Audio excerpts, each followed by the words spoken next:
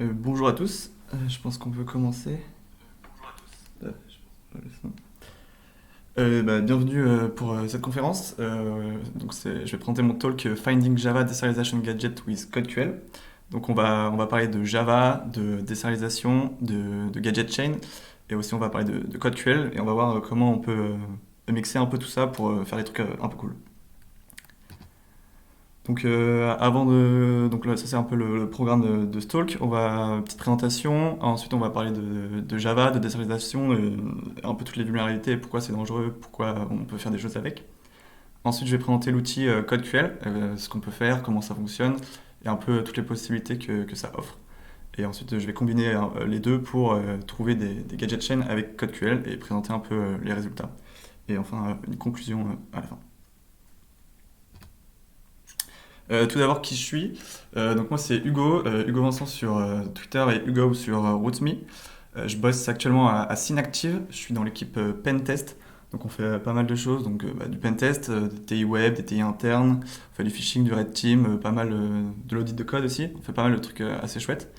On a aussi un pôle reverse. Donc là, ça va être du pawn, de l'exploitation de binaire, du reverse, pas mal de choses. Si vous avez suivi pas longtemps, il y a à Pawn to Own, on a deux de nos reverseurs méga chauds qu'on pawn la Tesla avec une zéro clic RCE. Donc c'est un peu le genre de choses que ce pôle-là fait. On a aussi le pôle dev. Donc là, ils font du développement d'outils offensifs. Donc ça peut être soit pour nous, le pentest ou le reverse, mais ça peut aussi être pour des clients, pour des besoins spécifiques. Et puis plus récemment, on a le pôle réponse à incident qui a été monté. Donc là, ils interviennent chez des clients. Si jamais par exemple il y a un ransomware sur l'infra d'un client, ils vont essayer d'accompagner, de voir ce qui s'est passé et de remonter l'infra pour les aider. Et donc voilà, je suis très heureux de faire ce talk à Rootme, étant donné que j'ai quand même bien travaillé de la plateforme. Du coup, ça me fait super plaisir de faire ce talk aujourd'hui et j'espère que ça va vous plaire. Et rentrons direct dans le vif du sujet. Du coup, pourquoi ce talk? Parce que la déclaration Java, c'est des vulnes qui existent encore. On peut en trouver dans pas mal de projets Java, même sur des projets open source. Ça arrive assez souvent qu'on trouve ce genre de vulnérabilité. Et sauf que le problème, c'est que c'est des vulnérabilités qui commencent à devenir un peu plus compliquées à trouver qu'avant, parce que les développeurs, ils commencent à être un peu au courant de ce type de vulnérabilité.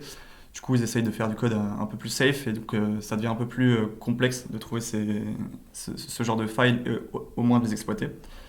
Et trouver ça à la main, c'est quand même assez compliqué. On va voir un peu plus tard qu'il y a pas beaucoup d'outils qui peuvent nous aider à faire ça. Et donc c'était un peu pourquoi ça m'a motivé à faire ce talk.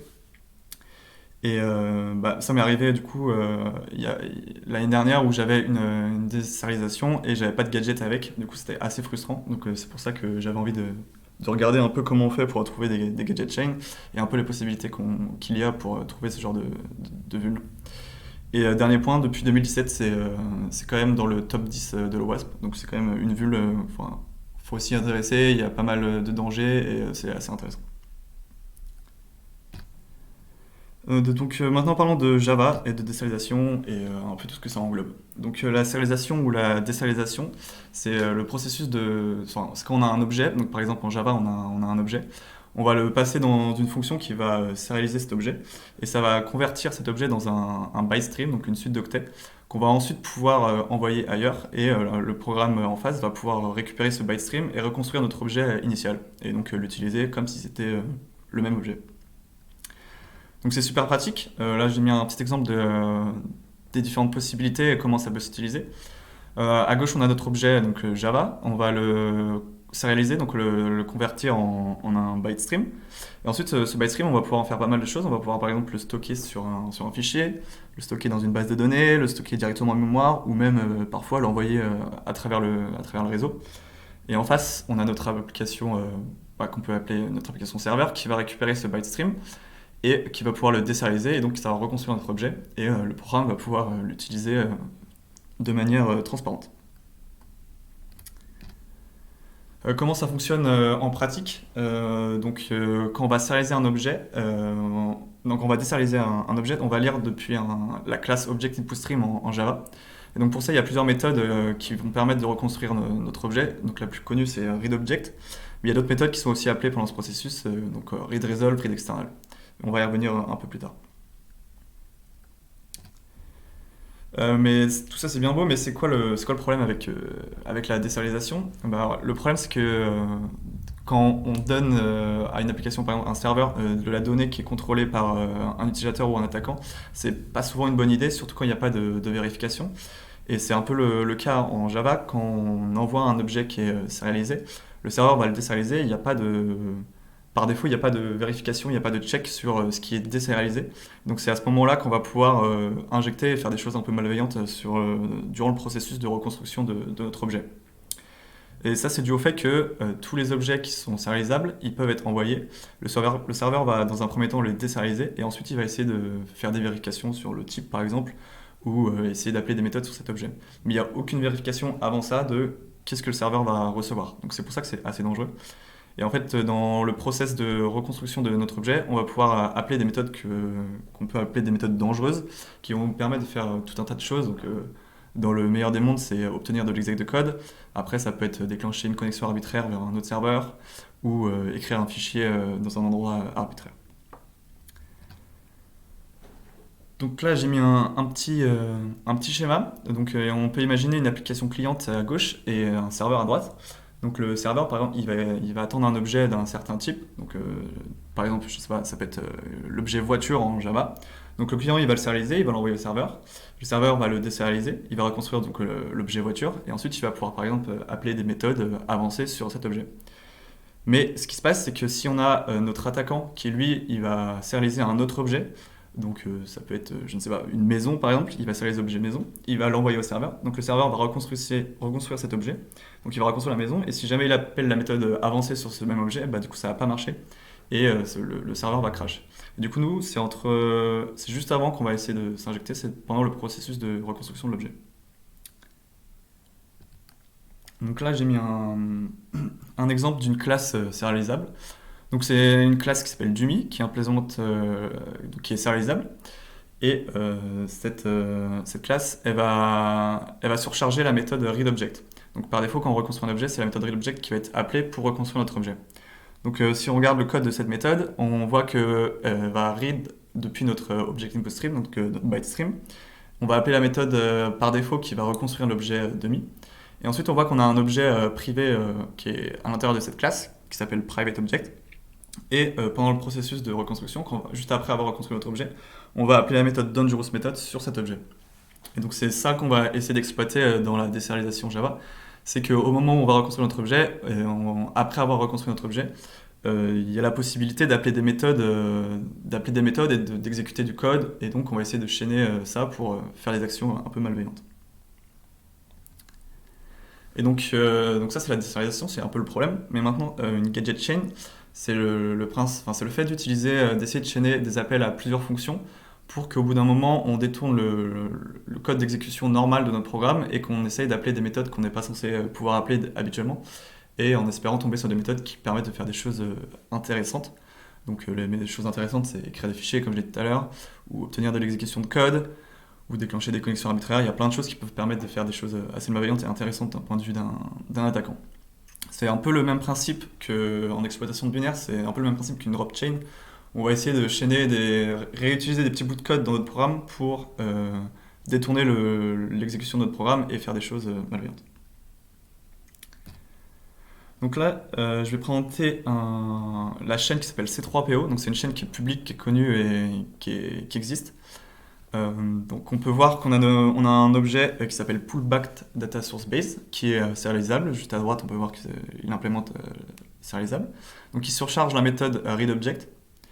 On voit que juste en dessous, il appelle la méthode readObject sur le byte stream qu'il va recevoir en entrée. Et si cet objet est de type indirectly serialized, il va appeler la méthode getObject sur cet objet. Donc on reconstruit notre objet, on relie encore un objet. Si c'est d'un type particulier, on appelle une méthode sur cet objet. Donc là, l'idée, ça serait de trouver un objet qui est de type indirectly serialized, et qui a une méthode getObject intéressante qui fait des choses potentiellement dangereuses. Donc en cherchant un peu dans le code, on peut trouver une autre classe qui s'appelle referenceIndicator. Dans cette classe, on a une classe interne qui s'appelle referenceSerialized, et qui est du type indirectly serialized, donc c'est le type qu'on espérait pouvoir trouver. Donc évidemment, il y a la méthode getObject qui est définie au sein de cette classe. Et en regardant un petit peu le code de cette méthode getObject, si on regarde la dernière ligne, on a un appel à la méthode lookup sur un initial context, sur un contexte, sur un objet de type contexte. Et du coup, ça peut être utilisé par un attaquant. Pour ceux qui ont regardé un peu, c'est exactement la même vuln que Log4Shell. Log4Shell, on donne une entrée utilisateur et cette entrée utilisateur, elle va se retrouver dans un appel à la méthode lookup. Donc l'exploitation de cette chaîne de gadgets, ça revient on a les mêmes primitifs que si on exploitait la vulnérabilité Log4Shell. Du coup, ça ouvre un panel de possibilités assez intéressantes. Et dans certains cas, on peut obtenir de l'exécution de code arbitraire sur la machine distante. Donc pour résumer un peu la chaîne, c'est une chaîne assez simple, il n'y a pas beaucoup d'appels de fonctions. On a notre objet pullback data source, donc la chaîne elle commence par la méthode readObject. Ensuite, on va appeler la méthode getObject sur un autre objet, et cette méthode, elle va appeler la méthode lookup qui est potentiellement dangereuse. Donc ça, c'est un peu la notation qu'on retrouve quand on regarde les chaînes de gadgets qui existent déjà, où on voit un peu le détail de toutes les fonctions qui sont appelées au fur et à mesure, depuis la désérialisation jusqu'à la méthode dangereuse. Donc ça, c'est une chaîne assez simple, il n'y a pas beaucoup d'appels intermédiaires. Mais si on regarde une autre chaîne qui existe et qui est connue, c'est la chaîne qui s'appelle Spring One. On peut se rendre compte assez rapidement qu'il y a plein d'appels à différentes méthodes, dans différentes classes, différents packages. Ça peut vite être assez compliqué de trouver ce genre de chaîne à la main. Et on peut vite se perdre dans le code et ça peut vite être très très compliqué. Et bon, actuellement, en fait, cette chaîne, quand elle a été trouvée et elle a été montrée publiquement, il n'y avait pas d'outils pour nous aider en tant que chercheurs à trouver ce genre de chaîne. Du coup, vous pouvez imaginer le temps que ça a dû mettre pour la trouver. D'où la nécessité d'avoir des outils pour nous aider. Donc là, les deux chaînes que j'ai présentées, donc C3PO c'était Spring One, elles sont référencées sur un outil qui s'appelle YSO Serial. Donc ceux qui ont fait un peu de désérialisation Java, ils sont peut-être assez familiers. Cet outil, il ne va pas aider à trouver les gadget chains, il va plutôt aider, une fois que vous avez trouvé la vulnérabilité, la désérialisation d'objets arbitraires, vous pouvez utiliser cet outil pour obtenir de l'exec de code. Donc il y a plein de gadgets qui sont déjà connus, qui sont déjà référencés, qui font pas mal de choses. Et donc c'est un peu l'avantage, c'est d'utiliser cet outil pour pouvoir exploiter, une fois qu'on a la serialisation, exploiter la vulnérabilité. Donc il y en a plein. Et voilà.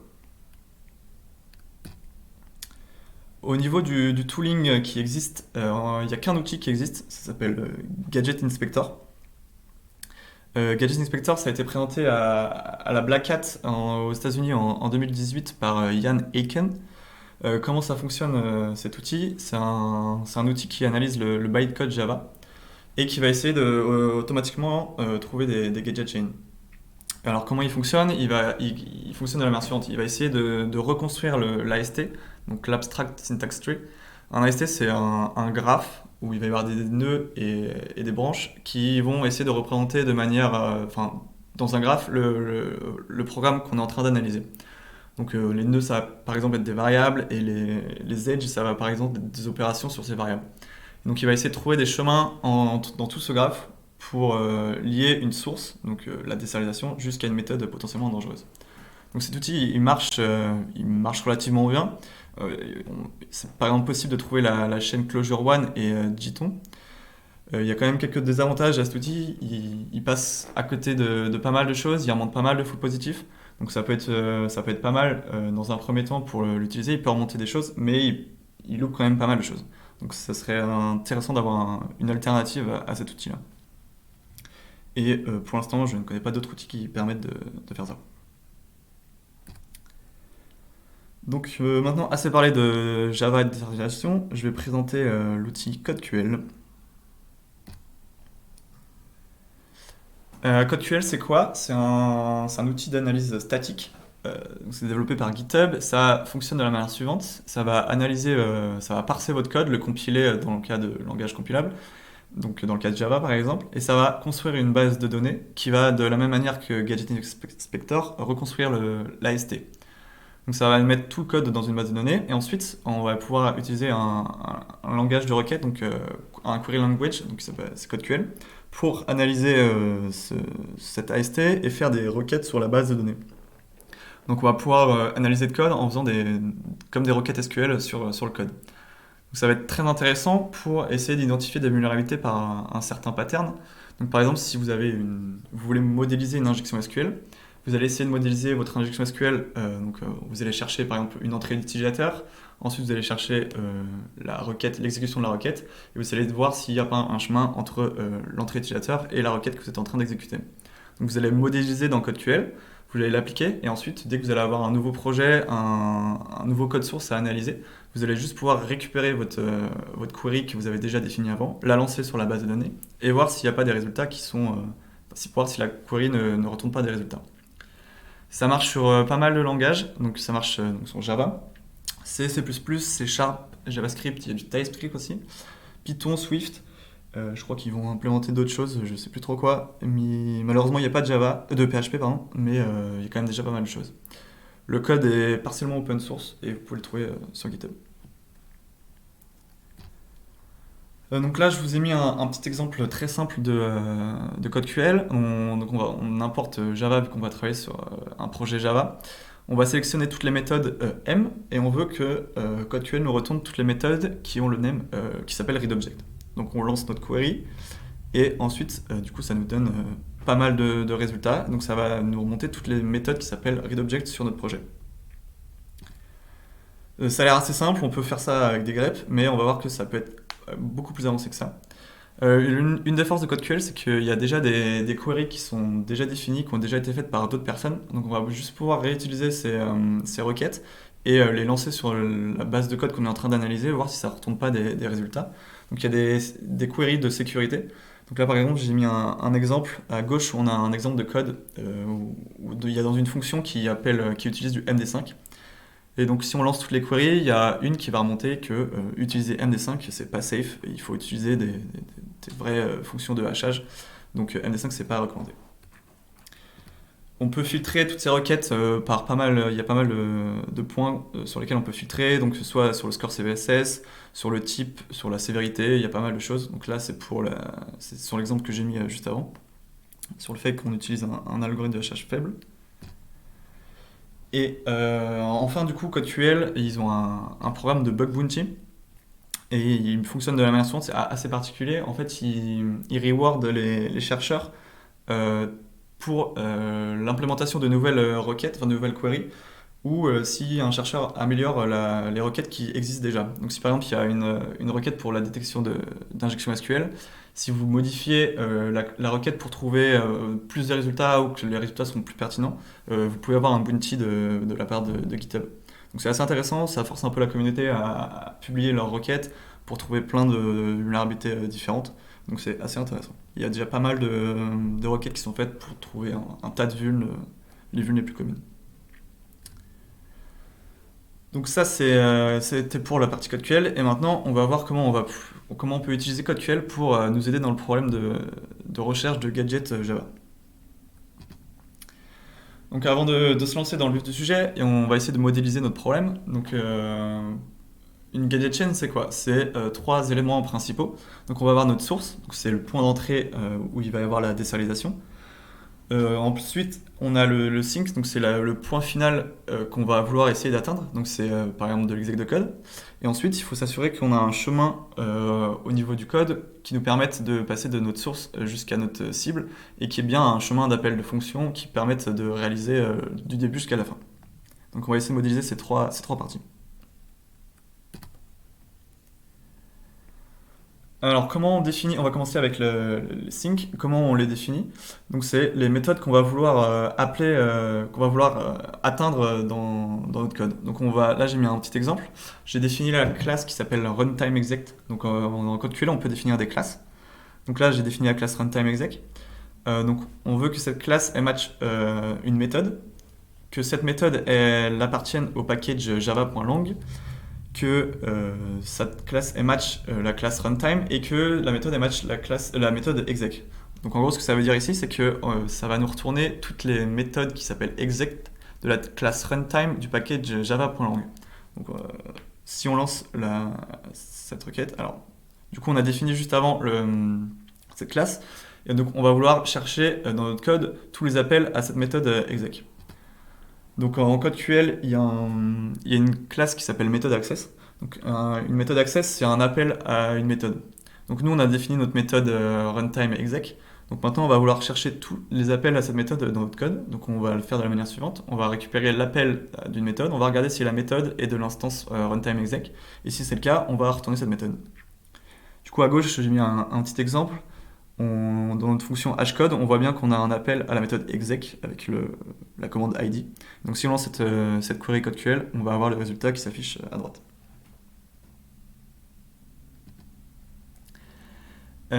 Du coup, ça c'est un exemple assez basique pour la méthode exec. Donc on va essayer de modéliser tous les signes qui sont intéressants et on va les mettre dans une classe qui s'appelle Dangerous Method qui va contenir un peu toutes les méthodes qui sont potentiellement intéressantes. Donc parmi ces méthodes, j'ai mis par exemple, il y a la classe tout ce qui est manipulation d'URL, donc si par exemple ça permet de déclencher des connexions vers les serveurs, on a mis toutes les classes qui sont relatives à la manipulation de fichiers. Il y a aussi l'évaluation de script ou l'évaluation d'expression language avec OGNL ou ce genre de choses. Donc là j'ai mis pas mal de choses et on peut facilement ajouter une nouvelle classe pour représenter un nouveau type de méthode dangereuse qu'on souhaiterait pouvoir appeler. Donc ça c'est la partie pour les syncs. Donc là maintenant on est en mesure de trouver tous les appels aux méthodes dangereuses. Et nous ce qui va nous intéresser c'est de trouver toutes les méthodes qui appellent ces méthodes dangereuses. Donc là c'est l'exemple de la classe CodeQL. On va pas rentrer trop dans les détails, on va juste montrer l'exemple, ça va être un peu plus parlant. Donc on sélectionne un callable. Un callable c'est soit un appel à quelque chose. Donc c'est soit un appel à une méthode, soit un appel à un constructeur. Donc on veut tous les constructeurs ou toutes les méthodes qui appellent une méthode dangereuse. Donc là, si on lance cette query sur notre programme, on va par exemple avoir dans la classe vuln-class, il y a une méthode qui s'appelle vuln-méthode. Et donc pourquoi cette méthode elle va être remontée? Parce qu'on peut voir qu'il y a de la réflexion. Donc l'appel à la méthode getMethod sur la méthode toString. Donc ça c'est la réflexion en Java. Et la réflexion souvent, si on contrôle les paramètres qui sont utilisés, ça va pouvoir nous permettre d'appeler des méthodes arbitraires et donc potentiellement appeler des méthodes qui nous donnent de l'exec de code. Donc c'est assez intéressant. Donc là ça remonte la méthode qui appelle une méthode dangereuse. Donc on a réussi à modéliser notre sync. On va essayer maintenant de modéliser notre source.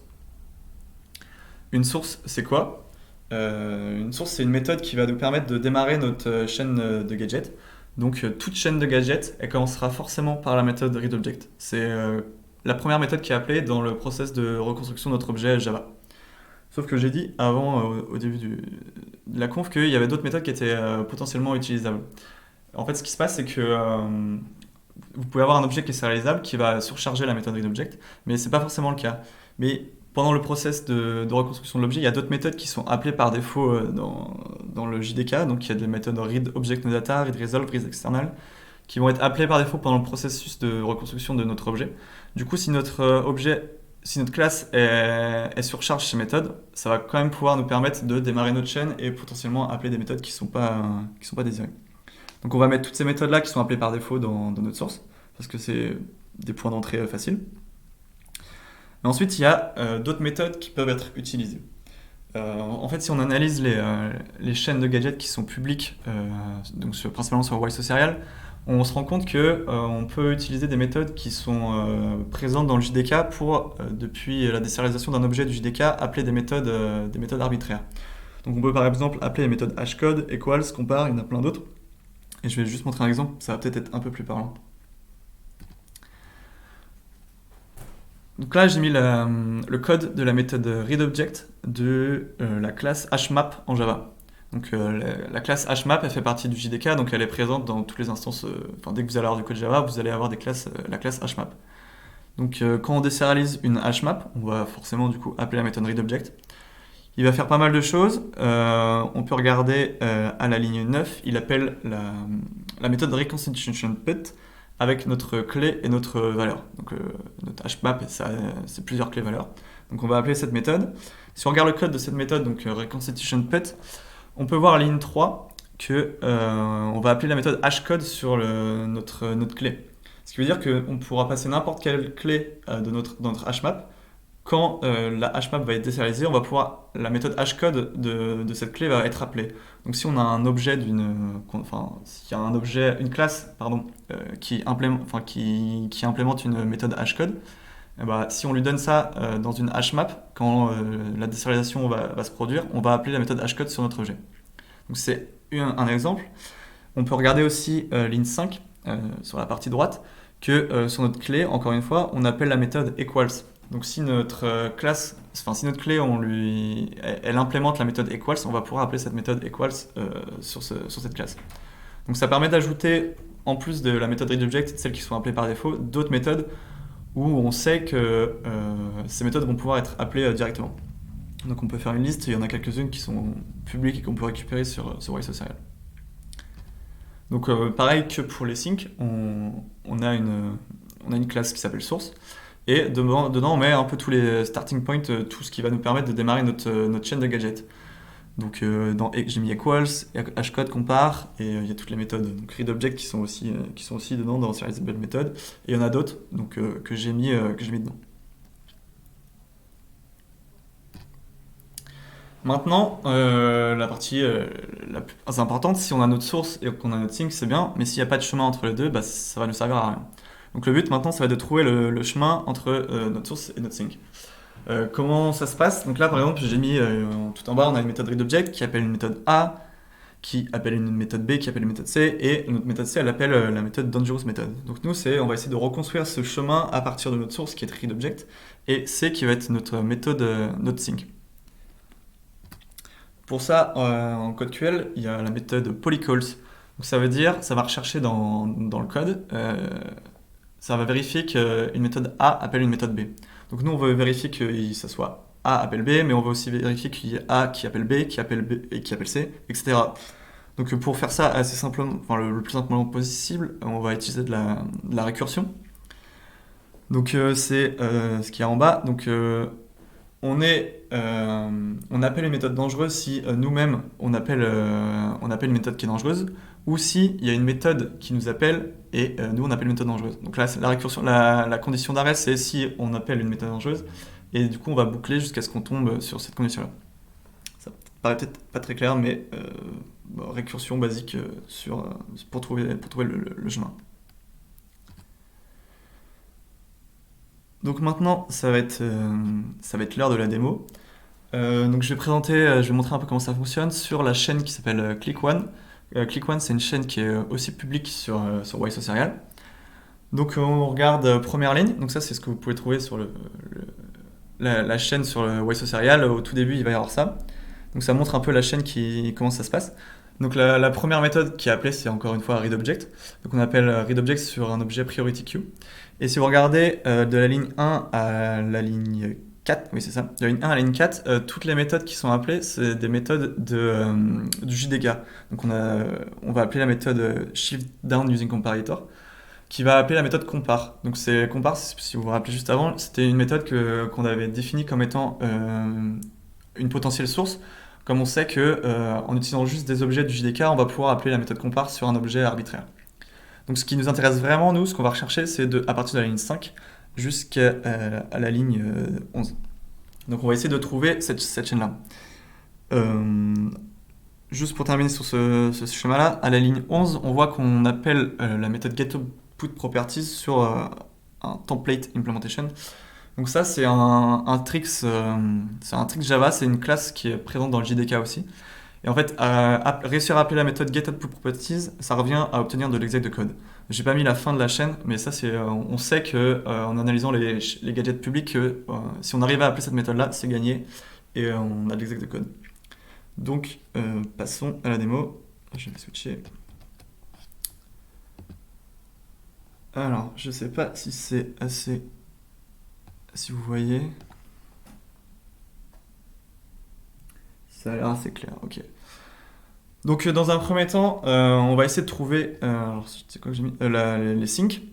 Donc là, on va avoir un callable C0 et une expression dangereuse qui s'appelle DE, et on va essayer de retrouver les méthodes qui appellent une expression dangereuse. Donc on va faire clic droit run query. Ça va analyser du coup toute notre base de données, et ça va essayer de retrouver les appels dangereux. Hop.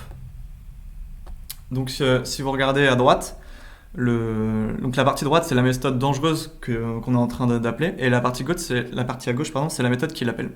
Donc par exemple, si je clique là, ça nous emmène sur la méthode deploy file, et cette méthode, en allant dedans, il y a un moment où elle va appeler la méthode file output stream. Donc ça peut être intéressant, ça peut par exemple potentiellement nous permettre d'écrire des fichiers sur le FS.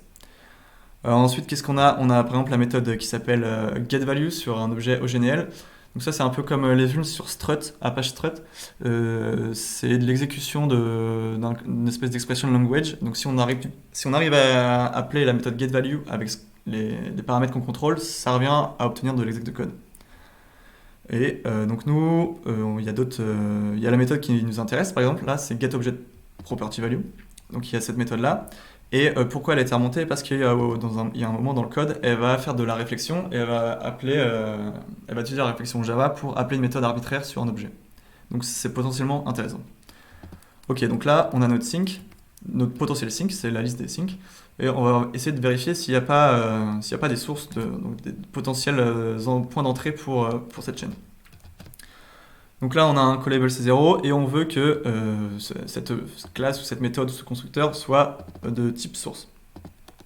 Donc encore une fois, on lance notre requête sur la base.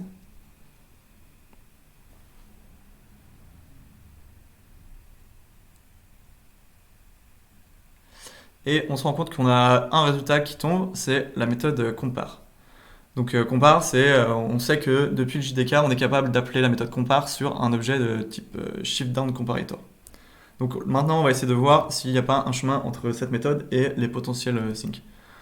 Donc là, je vous ai montré ça pour l'exemple. En fait, on n'est pas obligé de chercher à la main. Il y a la requête de base qui est sur le GitHub qui permet de faire ça directement. C'était juste pour montrer un peu comment ça fonctionne. Et je vais juste remettre comme c'est normalement. Donc qu'est-ce qui se passe ici? Je vais essayer d'expliquer. On a donc notre début de chaîne, donc c'est le C0, on veut que ça soit donc une source. Et on veut que donc on a C1 qui est le sync, qui est la méthode qui appelle une méthode dangereuse. Et ensuite, on essaye de voir s'il n'y a pas un chemin entre cette source et ce sync. Donc on va pouvoir lancer l'analyse, enfin la requête.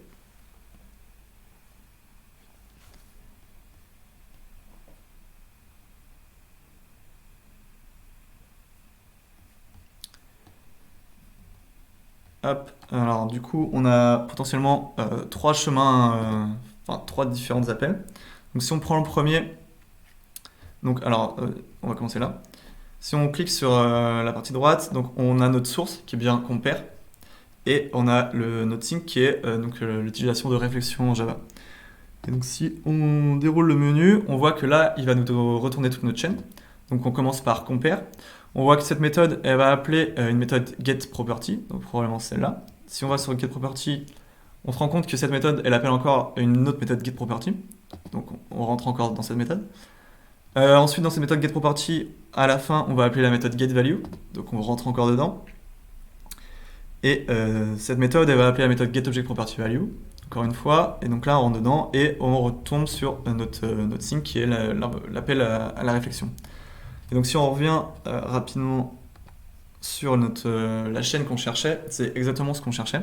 Donc on a l'appel à la méthode compare, getProperty deux fois, getValue et getObjectPropertyValue, pardon, et qui fait l'appel qui fait la réflexion pour appeler une méthode arbitraire. Et du coup, dans la méthode arbitraire, on va essayer d'appeler la méthode getOutProperty, comme on sait qu'elle est présente dans le JDK et que ça va nous donner de l'exec de code. Donc ça, c'est bien, c'est une chaîne qui était publique, donc on a réussi à la retrouver, donc c'est cool, ça fonctionne. Donc j'ai lancé ça sur plusieurs projets, donc notamment sur des chaînes qui existent déjà. Donc par exemple ClickOne, Rom, Hibernate. J'ai pas fait tous les projets, mais à chaque fois ça trouve les différentes chaînes. Plus récemment, en fait, ce qui m'a motivé à regarder un peu la désérialisation, c'est que je devais faire de l'audit de code pour un projet Java, et j'avais de la désérialisation, mais pas de gadgets.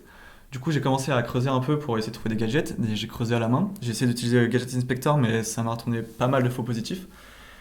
Et en cherchant un peu à la main, j'ai réussi à trouver une nouvelle chaîne dans la librairie Mojara, qui est l'implémentation JSF de Eclipse. Et du coup, je vais pouvoir le montrer. Donc j'ai passé pas mal de temps à la trouver à la main. Et on peut relancer la query sur le projet. Donc là, juste ce qu'on a à faire, c'est de changer de base de données. Donc au lieu d'être sur Click, on va se mettre sur la librairie Mojara. On relance la query sans rien modifier. Et du coup, là, ça a changé de base de données. On va faire la même query sur une autre base de données. Et donc là, moi, j'ai trouvé une chaîne et je me suis rendu compte que là, vous pouvez voir tous les résultats qu'il y a. C'est juste la page 1. Donc il y a potentiellement plein de chemins possibles. Si on en prend le premier par exemple au hasard, on voit qu'on a un chemin. Donc notre starting point, c'est la méthode equals, parce qu'on sait qu'on peut l'appeler comme je l'ai présenté. Cette méthode, elle appelle une autre méthode equals, et cette méthode, à la fin, hop, elle appelle la méthode getValue, ici.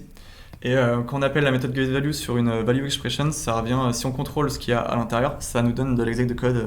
Donc ça, c'est la chaîne que j'ai trouvée à la main. Elle paraissait comme ça pas trop compliquée, mais ça, mine de rien, à la main, ça met quand même pas mal de temps. Et juste en lançant l'outil sur le projet, on se rend compte qu'en fait, des chaînes, il y en a plein de différentes. J'en ai regardé quelques-unes à la main et elles sont toutes valides. Donc ça aide vachement et ça permet d'aller beaucoup plus vite sur la recherche de gadgets dans des projets Java. Et donc là, donc ça marchait sur un truc que j'avais déjà trouvé, donc j'avais envie de trouver une nouvelle chaîne de gadgets pour montrer que ça marche vraiment sur des projets où personne n'avait trouvé de choses, ou au moins il n'y avait pas de choses publiques dessus. Donc j'ai lancé ça sur le projet Wildfly. Et donc ça m'a retourné un résultat, donc c'est très très simple. Donc dans la classe Wildfly Data Source, donc il y a une méthode readObject, cet objet il est sérialisable. Et on se rend compte que donc quand on lit la méthode readObject, à la dernière ligne, on a encore une fois un appel à la méthode lookup avec un paramètre qu'on contrôle. Et donc là, c'est un peu la même chose que C3PO, que Log4Shell. On contrôle la résolution, enfin on contrôle le paramètre de la méthode lookup et on peut faire de la résolution sur DNS, soit faire des choses sur du LDAP, sur du RMI, et ça peut nous donner de l'exec de code. Donc j'ai fait, donc Wildfly c'est une application, c'est un serveur Java. Il y a pas mal, près de 10 000 classes, donc chercher à la main ça aurait pu être très compliqué. J'ai fait une PR sur YSocial pour que la chaîne Wildfly soit accessible sur le repo. Et Wildfly, ouais, sinon c'est la classe Wildfly Data Source, elle fait partie du package JBoss qui est présent sur le repo GitHub de Wildfly. Donc ça peut potentiellement être utilisé. Et pour terminer, les limitations, l'approche est pas, enfin ça fait pas mal de choses, mais il y a quand même quelques petits problèmes qui peuvent pas être trop résolus avec CodeQL. Un des problèmes principaux, c'est que vous êtes obligé d'avoir accès au code source de l'appli. Ça peut pas marcher sur du code déjà compilé. CodeQL, il est obligé de recompiler lui-même le code pour faire le parsing du code et construire la ST. Donc si vous avez juste le point jar ou le point var, ça va pas fonctionner. Contrairement à Gadget Inspector qui lui fonctionne directement, enfin qui peut fonctionner directement sur des jars par exemple. Ensuite, vous devez être capable de compiler le projet. Il y a pas mal de fois où la compilation de projets Java, ça peut être assez problématique. Il y a des dépendances qui ne fonctionnent pas. Et une autre limitation, c'est que on peut analyser qu'un projet à la fois, sauf si on a réussi à compiler les deux projets dans un même projet Java. Donc ça peut être assez problématique pour trouver des gadgets qui utiliseraient plusieurs librairies à la fois. Mais quand on regarde un peu toutes les chaînes qui existent déjà, elles utilisent toutes qu'une librairie. Il n'y a pas de chaîne cross librairie. Donc voilà. Les queries CodeQL sont disponibles sur le GitHub de Synactive. J'ai appelé ça QL Inspector. Et voilà, n'hésitez pas à l'utiliser, à faire des retours ou à ajouter de nouvelles méthodes, des nouvelles sources si ça vous chante. Voilà, pour moi, c'est fini. Je ne sais pas si vous avez des questions sur le chat, je pourrais y répondre.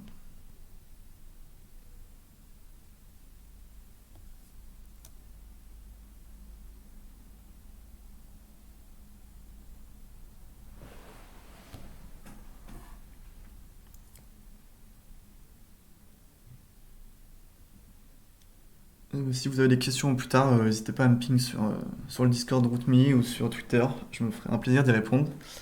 Et en tout cas, merci à RouteMe pour la conférence. et bon CTF à ceux qui font CTF.